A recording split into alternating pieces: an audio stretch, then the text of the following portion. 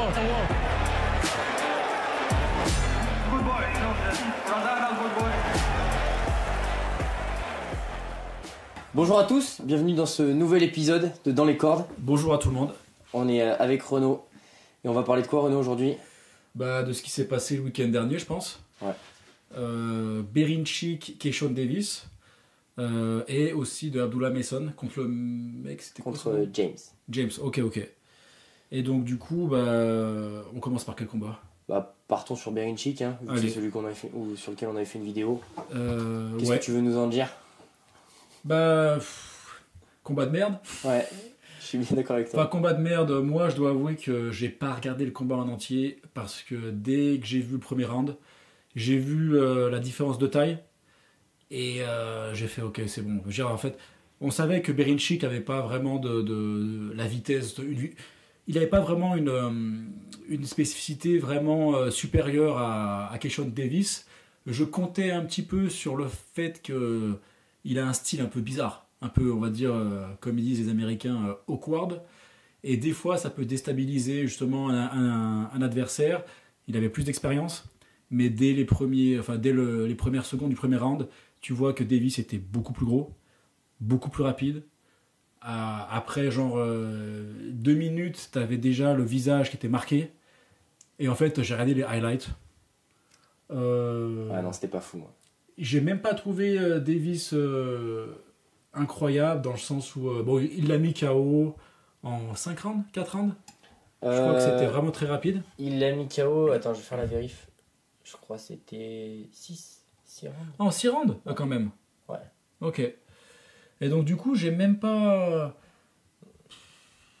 Il a fait ce qu'il fallait. J'ai peut-être une bêtise, c'était peut-être en moins. Là, j'ai pas le retour sur, un peu moins sur BoxRec. Je me rappelle plus du nombre de rounds. Ouais, donc du coup, Berinchyk, en fait, voilà, c'était soit Berinchyk, il est devenu champion du monde sur le tard, mais c'était vraiment un mec, justement, sur lequel on pouvait compter. Son combat contre Navarrete, avec lequel il est devenu champion, c'était une décision partagée, une split decision. Et en gros, le combat avait été intense. Navarrete, c'est vrai qu'il montait d'une catégorie pour le combattre. Navarrete a un style très spécial, pas forcément rapide, un peu à l'arrache.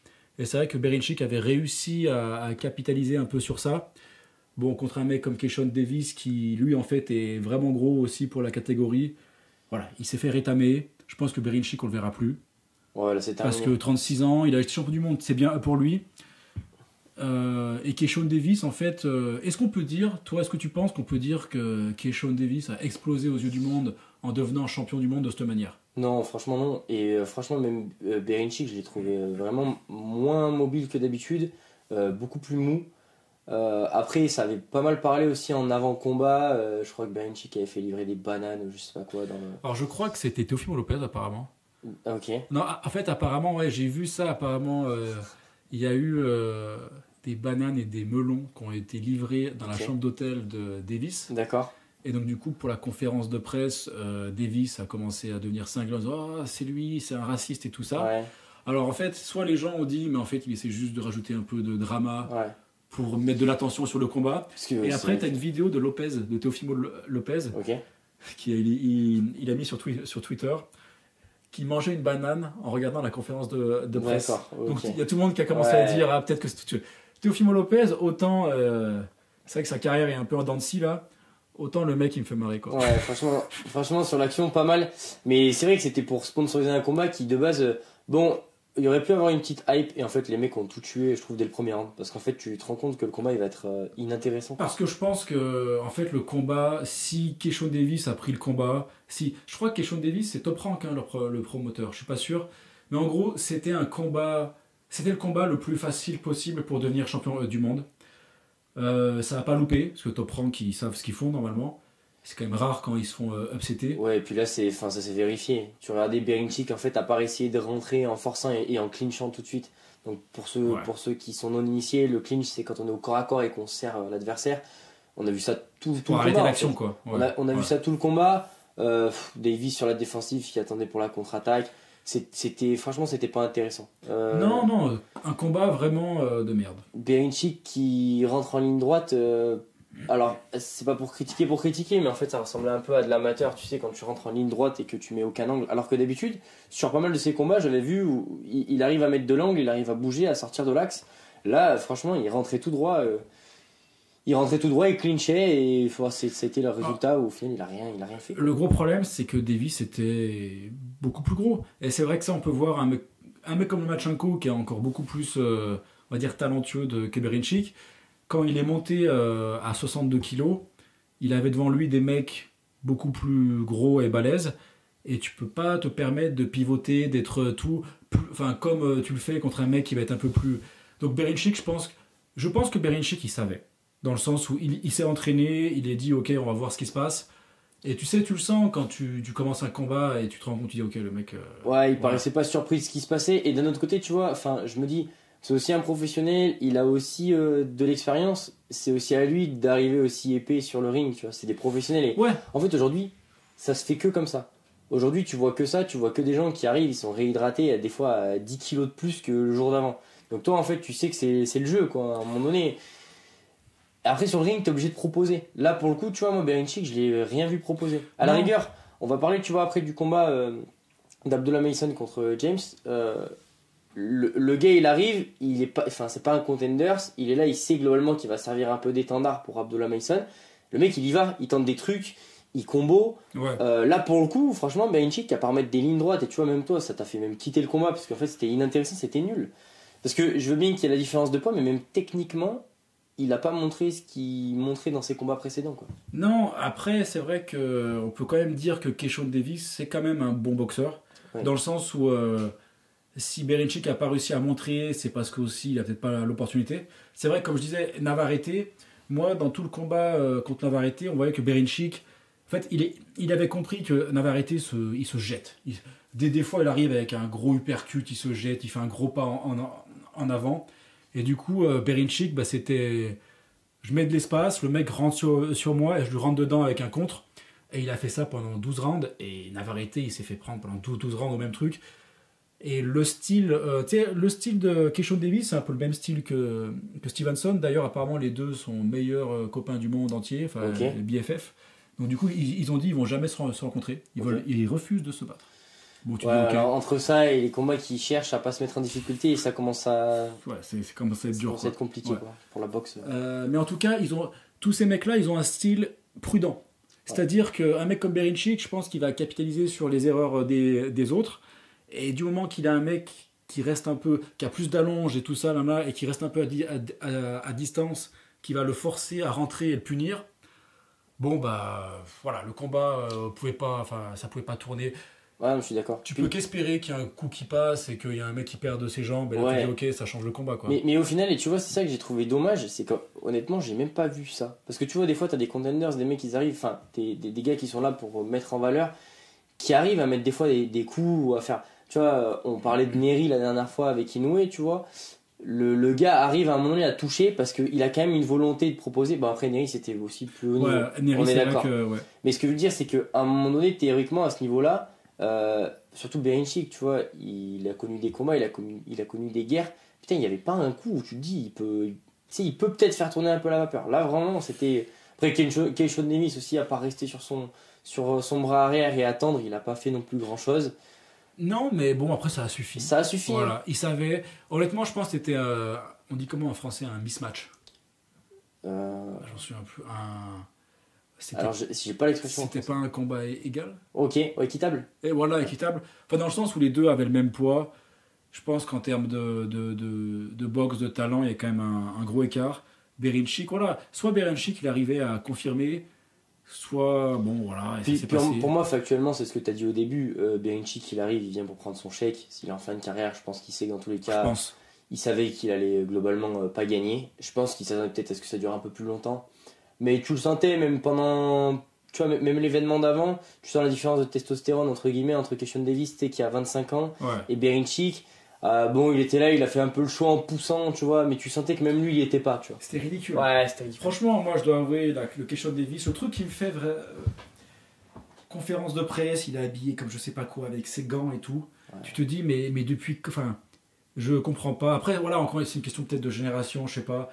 Et les mecs avec leurs colliers, les bijoux, les gants, ils ressemblent à rien du tout. Et tu dis, vous êtes boxeurs les mecs. Enfin, je veux dire, après bon, c'est peut-être qu'il y en a qui kiffent, c'est leur délire à eux. Mais c'est vrai que bizarrement, c'est pas ceux qui montent le plus sur le ring qui font ça, tu Je sais. suis d'accord. Donc ça fait un peu bizarre. Mais Quoi. ça va te faire du bien parce qu'après, sur un épisode prochain, on va parler de la carte de Bivol Beterbiev. Ouais. Et là, on pourra parler d'hommes qui sont là, qui sont Ils sont là froids pour, comme des glaçons. pour casser des os. Quoi. Voilà, exactement. Après, juste un truc à propos de ce combat.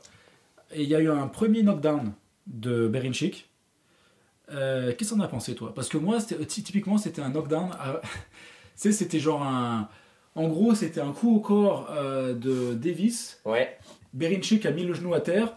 Quand ça s'est passé, tu avais les commentateurs. Alors, pareil, un petit truc sur les commentateurs. Moi, j'ai adoré les commentateurs à l'époque de Pacquiao et tout ça. Genre entre 2007 ou 2013, c'était vraiment, il y avait des bons commentateurs.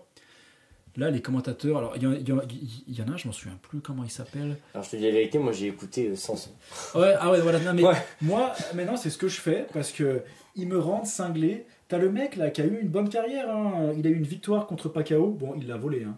Ok. Mais je me souviens plus de son nom. Merde, c'est parce qu'il est très connu.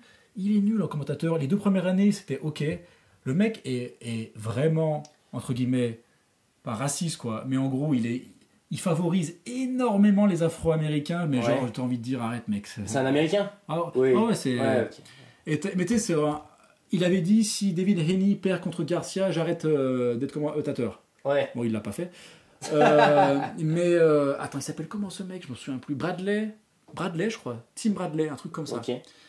Et justement, sur ce knockdown là, Ok. un knockdown tout pourri Ouais. qui honnêtement aurait pas été compté comme un knockdown en temps normal. Parce que tu vois que tu as Berinchik qui a les pieds très écartés, il perd un peu l'équilibre. Le mec lui met un coup au corps, il se protège, ça a l'air de toucher un petit peu. Et après, tu as son genou qui tombe. Et les mecs sont là, oh là là, un knockdown de malade, coup au corps de fou de Davis. Ouais. Oui, mais parce que les mecs après ils sont dans l'entertainment. Mais, Ouais, mais, après, le problème c'est que là, Berinchik il paye aussi sa boxe. Tu vois, Ah pour moi. ouais, il était En fait, totalement. Tu sais, c'est un peu comme au foot quand tu une équipe elle se fait presser depuis un moment et tout, et puis il y a une faute qui est pas forcément significative où là l'arbitre il va sanctionner plus que d'habitude parce que l'équipe elle subit C'est parti tellement du contexte, que, quoi. voilà, Ouais, exactement. ouais. Donc je pense que voilà, les mecs se sont emballés. Oui, au final c'était pas non plus enfin c'était pas non plus Tu sens qu'ils essayaient de faire de la soirée un événement énorme. mais que ça n'en était pas. Et en fait, même le chaos était pas incroyable. Après il faut se battre maintenant. Faut se battre Ouais. maintenant pour faire des événements qui ressemblent au Riyadh Season qu'on va avoir ce week-end. Ouais, ben, ça c'est devient ça. compliqué hein, maintenant. Ouais. C'est RMC Sport, ils en parlaient, ça va devenir de plus en plus compliqué parce que eux, quand ils viennent, ils posent. Hein. Et là, c'est vrai que bon, tu regardes un combat, Keishon Davis, Berinchik, et le problème, c'est que tu vois, ils pourraient nous proposer du contenu pardon, qui nous fasse dire, bah peut y avoir d'autres combats intéressants, mais c'est vrai que, bah non en fait. Là, tu vois, moi pour le coup, j'ai été déçu quoi. Bah non, mais c'est ça. Tu vois, genre Keishon Davis, étoile montante et blablabla, ils ont monté le combat un petit peu. Et c'est vrai que moi, je me disais, ah, peut-être qu'il va y avoir un upset de Berinchik et tout ça. Tu vois le combat, tu dis, bah le week-end prochain, je vais pas acheter le truc. Quoi. Non, Parce vraiment que, pas. franchement, Et après, tu vois, moi, pour faire un peu la transition, par contre, le combat d'Abdullah Mason, qui était du coup juste avant, je l'ai trouvé sympa. Ouais. Donc, tu vois, franchement, Abdullah Mason, mais là, j'ai hâte de voir le prochain combat, tu vois. Bah, dis-nous ce que t'en penses, parce que moi, je dois avouer que je l'ai pas vu. Donc, mais Abdullah Mason, moi, je crois qu'on avait déjà parlé. Abdullah Mason, pour moi, c'est un prospect très très sharp, gaucher. Honnêtement, il a l'air d'être très très bon. Il est toujours dans la période où ils vont mettre des mecs devant lui qui doivent être mis KO. Je veux dire, parce que c'est comme ça qu'il va monter son score et tout ça. Donc, du coup, c'est pour ça. Tu sais, je suis un peu émotionnel. Vu que je me suis fait avoir par les Stevenson, les Haney et tout. Les mecs, ils arrivent, ils ont des. On te dit, oh là là, ils ont 15 KO et tout ça. Tu les regardes. Et dès qu'ils arrivent contre des oppositions un peu plus sérieuses, ça s'écroule un peu. Mais Abdullah Mason, je dois avouer, il a l'air quand même d'avoir vraiment du potentiel. Moi, il y a un truc qui m'a plu, et je pense que ça te plairait aussi, et tu le verras si jamais tu regardes le fight plus tard. Il a une boxe très école, et le mec, il respecte vraiment tous les points. La garde, elle est montée. Quand il sort, il a la main à la tête. Il est très... Le dernier combat qu'il a fait, je sais qu'il s'est fait mettre 2 fois par terre à cause Ok. de crochet avant. Donc je pense que là, c'était Ouais. vraiment... il faisait gaffe. Hein. Ouais, mais il faisait gaffe. Putain, et ouais, il s'est fait mettre deux fois pas. Ouais, 2 fois. Le premier round, je crois que c'était le premier round ou le deuxième round où Ouais, 2 fois. il se fait mettre par terre et après il met le mec par terre et il se refait mettre par terre. Enfin, c'était un peu. Ouais. Bah là, pour le coup, tu vois, et moi, pour le coup, c'est ce que j'ai apprécié, c'est que c'était un truc très. Tu vois, tu voyais qu'il savait quelle était sa boxe. Un très gros bras avant, parce qu'il est gaucher. Hein. Ouais. Un très gros bras avant. Et même au corps à corps, alors son adversaire, franchement, il était vraiment là pour jouer le corps à corps. Il y allait, tu vois, au moment où il fallait, il a été chirurgical. Bon timing. Ah, terrible. Ouais. Il a été chirurgical et en fait, même son adversaire, en fait, tu vois, et ça, franchement, ça m'a presque fait de la peine pour lui, parce que tu vois, c'était donc du coup Manuel James. Je sais pas si ça se dit comme ça, mais bon, Manuel James. Et le gars avait envie, tu vois. Il prenait des downs, putain, il se relevait, il était en mode putain, ouais, tu vois, encore une fois, sur une fraction de seconde, boum, j'ai pris un coup, vas-y, je repars. Jusqu'au moment où il prend un coup au corps, après, c'est terminé. Mais franchement, moi, Mason, j'ai bien aimé. C'était joli à voir. Et pour selon que, tu vois, Manuel James, ça devait être sûrement à faire valoir, finalement, c'était quand même intéressant. C'était un combat. En tout cas, quand tu vois Berincic, en tout cas, c'était bien plus intéressant. Bah, moi, j'attends de le voir sur des combats un peu plus sérieux. Alors, apparemment, là, ils veulent le monter encore un peu plus. Ils disent peut-être le mettre pour un titre dans 1 an ou 2. Okay. Mais tu vois, genre, comme un mec. En fait, moi, j'arrive pas trop à comprendre. C'est ça qui m'énerve. Un mec comme Abdullah Mason, tu sais, il a comme une voix un peu dorée, quoi. Ouais. Genre, ils en parlent, ils le mettent en avant. Et tu sais que lors de ça, un peu comme Keishon Davis, le mec, il va devenir champion du monde contre un adversaire qui va pas être incroyable, quoi. Ils vont essayer de le monter comme bien ça. Sûr. C'est pas de sa faute, hein. Mais tu vois, t'as des mecs comme Zepeda, le Mexicain qui est aussi dans la même catégorie. Alors pas du tout le même style, le style vraiment mexicain. Le mec, je crois qu'il a le record. Il envoie mais genre 200 coups par round, quoi. Okay. Il est tête baissée. Alors pas comme Pitbull là. Ouais. Pitbull, lui, c'est vraiment son style. Hein. Ouais. Là, l'autre Zepeda, il est plus réfléchi. Il est beaucoup moins bourrin. Par contre, il a un volume de malade. Okay. Et c'est vrai qu'il mettait KO tout le monde. Enfin, il est impressionnant. Ses combats, franchement, ils sont marrants à voir. Et il a pris Maurice Hooker, donc c'est un ancien, quoi, un peu un vétéran. Okay. Il a gagné, mais d'une manière moins flamboyante qui était prévue. Je crois qu'il va se faire un rematch contre Maurice Hooker, où je pense qu'il va le mettre KO parce que bon, c'est ce qu'il faut qu'il fasse. Et typiquement, j'aimerais bien justement que un mec comme Abdullah Mason rencontre un mec comme Zepeda. Ouais. Beaucoup de gens vont dire ah mais non, c'est trop prématuré, il est pas prêt et tout. Mais au moins tu vois. Et encore une fois, on est toujours dans le délire. C'est pas grave si tu perds. Ouais, le problème c'est que je suis pas sûr que ce soit l'idéologie américaine, tu vois. Et tu le vois là. Pour l'instant, non. Ouais. Et puis même, je trouve dans la façon de boxer, tu vois, là autant Abdullah Mason que Keishon Davis, c'est des mecs qui sont tout le temps sur la contre-attaque. C'est pas des mecs qui proposent. C'est le style, tu sais. J'écoute un podcast américain et ils appellent ça le ass style. Ouais, t'es assis en fait, enfin à l'arrière. Non, c'est pour se foutre un peu de. Ah ok, d'accord, c'est celui de. C'est the American safe style, je sais pas quoi. Ouais, c'est justement cette génération de Devin Haney, Keishon Davis, Steve Stevenson qui sont vraiment dans la. C'est un peu l'influence de Mayweather, prise de risque minimum. Ouais. Et essayer d'être dans la contre-attaque. Alors après, c'est un style, hein, je veux dire, il faut le respecter. Mais le problème. Après, tu sais que toi, en étant spectateur, tu vas pas forcément te régaler. Moi, du coup, ce que j'ai préféré d'Abdullah Mason, c'est que lui, pour le coup, il a un bon bras avant. Et du coup, c'était intéressant quand même parce que il arrivait à bien switcher, tu vois, entre ces phases-là un peu. Est-ce que t'as sa taille là, enfin un peu sa taille, ouais, morphologie. 1m75. Ah ouais. Il fait 1m75. Ah ouais, non, ok. Donc du coup, il est dans une catégorie où il est vraiment très très balèze, quoi. Il faut se rappeler les mecs. Oui. Un mec comme Pacquiao, il fait 1m66. Hein. Ouais. Un mec comme Lomachenko, il fait 1m67. Un mec comme Tank Davis, il fait 1m66. Ah, mais de toute façon, les mecs, ils sèchent. Enfin, ils se déshydratent à mort pour le combat. De toute façon, malheureusement, on fera aussi une capsule dessus, parce qu'un jour, il faut qu'on en parle sur cette déshydratation. J'aimerais bien avoir un expert qui nous explique un peu. Parce que je suis sûr que 80% de la drogue, du dopage en boxe, c'est pour ça, quoi. Ah, mais c'est sûr. C'est pour perdre du poids et pour le récupérer le plus, on va dire. Ouais, sainement, entre guillemets, possible. Ouais, et pour pouvoir l'utiliser sur le ring. Parce que moi, je comprends pas comment tu peux prendre 10 kilos et boxer. Je comprends pas. Même au niveau cheville articulaire, machin, je comprends pas. Et puis surtout, les mecs, tu les vois, mais c'est des zombies. Vraiment. Ils ont les yeux, tu vois, ils arrivent plus à se tenir debout. Des fois, les mecs, tu les vois, après la pesée, t'as le journaliste qui les interview. Les mecs, ils arrivent à peine à tenir debout. T'as les coachs qu'il fallait aller avec. Ouais, viens avec nous, tu vas les prendre de 3 trucs. Non, mais c'est clair. Donc c'est vrai que pour Abdullah Mason, 1m75, Tu vois, genre, juste pour finir, il y a aussi Keishon Davis, après sa victoire, il a appelé Loma et Tank Davis. Et pour moi, c'est pas sérieux. Loma, il est retraité. Et de toute façon, Loma, il va jamais accepter un combat contre un mec comme ça, parce qu'il sait que de toute façon, il s'est déjà fait baiser, ou il s'est déjà fait avoir, pardon, par Devin Haney. Il va pas accepter un combat, on le sait. Ouais, c'est sûr. Et Tank Davis, c'est le mec qui accepte pas les combats risqués, quoi. Bon, après, pour le coup, là, honnêtement, déjà, je pense qu'il le ferait parce qu'il y a. Enfin, pas parce qu'il y a aucune hype. Enfin, moi, honnêtement, je te dis, c'est pas un gars qui m'a hypé, quoi. Je veux dire, à la rigueur, je préfère voir plus tard, même si je suis pas sûr que ça arrive, un Abdullah Mason contre un Gervonta, tu vois. Ouais. Que là, Keishon Davis. Franchement, moi, il m'a déçu sur ce combat. Après, on verra la suite. Peut-être qu'il nous montrera de belles choses, mais. C'est toujours dur de savoir le charisme, comment ça fonctionne. Moi, un mec comme Keishon Davis, tu vois, autant un mec comme Tank, je peux le critiquer pendant 1 heure pour son choix de carrière, mais tu sens que le mec, il est charismatique. Tu sens que le mec, il arrive dans la salle, t'as la présence, il est impressionnant. Tu sens qu'il faut pas le faire chier longtemps, quoi. Puis il a pas le même style que les autres Américains. Voilà. Tu sais, eux, ils sont tous Robocop. Tu sais, t'as l'impression qu'ils sont faits ils sont faits de la même manière, de la même façon, entraînés de la même manière. Ça saoule. Ouais. Et un mec comme Keishon Davis, je dois avouer, niveau charisme, On est proche du néant. j'ai pas envie Sans de payer, vouloir quoi. être. Voilà. Un mec comme Davis, encore une fois, je l'aime pas trop, mais je paierais pour voir un combat. Ouais, moi j'aime beaucoup. Ouais, mais oui, après ça, voilà. c'est clair. Enfin, moi je l'aime pas beaucoup. Enfin, quand je dis que j'aime pas, c'est, on va dire, en termes de personnalité, c'est pas genre le mec qui me sert d'exemple dans ma vie. Moi j'aime pas tout l'extra sportif, ça c'est clair et net. Ouais. Par contre, après sur le côté sportif, en fait le problème c'est qu'il y a trop de scènes qui m'ont marqué où.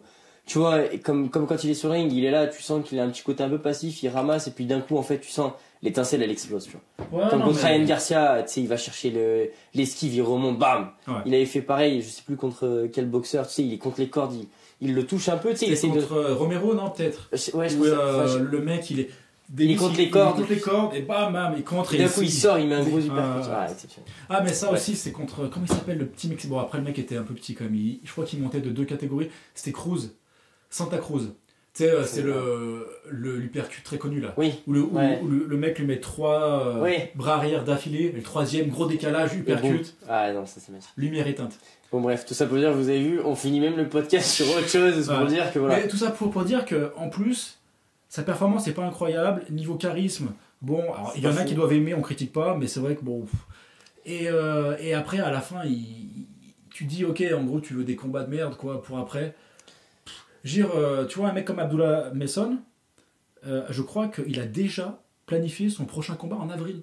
Ouais. Après, il a 20 ans. Ouais, mais au moins, il fait ce qu'il faut. C'est ça. Au moins, le Et- mec. Entre parenthèses, là j'ai vu un truc sur Stevenson qui disait qu'il fera jamais plus de 2 combats par an parce que c'était trop.